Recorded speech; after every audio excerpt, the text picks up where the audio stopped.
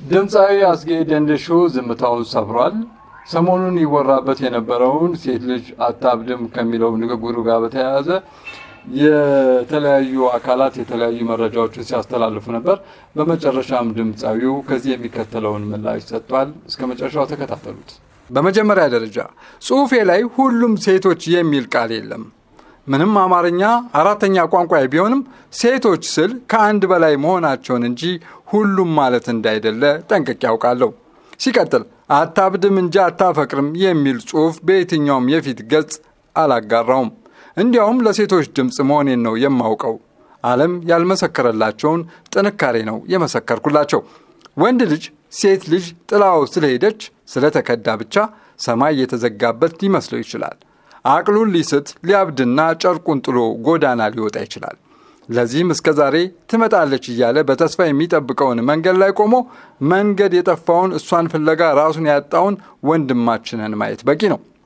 ሴቶች ጋር ግን እንዲህ አይነት ነገር እምብዛም አይታይም። ይህ ደግሞ ጥንካሬያቸውንና ልዩ ፍጡር መሆናቸውን ነው የሚያሳየው።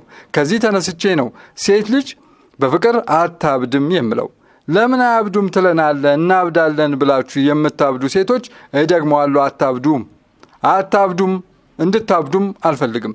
እኔ የልጄ ሴት ልጄ አባት የሴት እናቴ ልጅ ነኝ።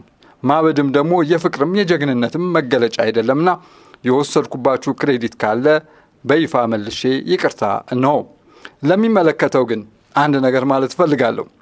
ተደፍረው የተገደሉ ሕፃናትን ዶሴ አቧራ ሳናራግፍ አክሱም ላይ በሂጃብ ምክንያት ከትምህርት ገበታ ስለታገዱ ሴቶች ዝምታችንን ሳንሰብር በትግራይ ጦርነት ከ15 እስከ 49 ዓመት ዕድሜ ክልል ውስጥ የሚገኙ ሴቶች 10% የሚሆኑ ሲደፈሩ ያልነበር ለቀነኒ አዱኛ ወዳጆችና ቤተሰቦች በዚህ አጋጣሚ መጽናናትን እመኛለሁ።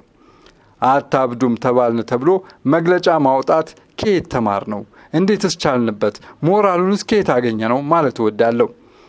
ግን ለሴት ልጅ ያለኝን ፍቅርና ክብር በልጄ በእናቴና ዙሪያ ባሉ እንዲሁም በቅርበት በሚያውቁኝ ሴቶች ማየት ማረጋገጥ ይቻላል። የሀገር ካስማ ለሴቶች እኩልነት የተሰራ ሙዚቃ ምስክሬ ነው። በመጨረሻ በነጻ ሐሳባችን በአማርኛችን በመልካችንና በመጣንበት አቅጣጫ ለማሸማቀቅ የሚደረገውን የትኛውንም ተግባርና እንቅስቃሴ እቃወማለሁ። አመሰግናለሁ። አሁን ኑና እሰሩኝ። ሴት በፍቅር አታብድም ብሏል ድምፃዊ አስጌ ደንደሾ።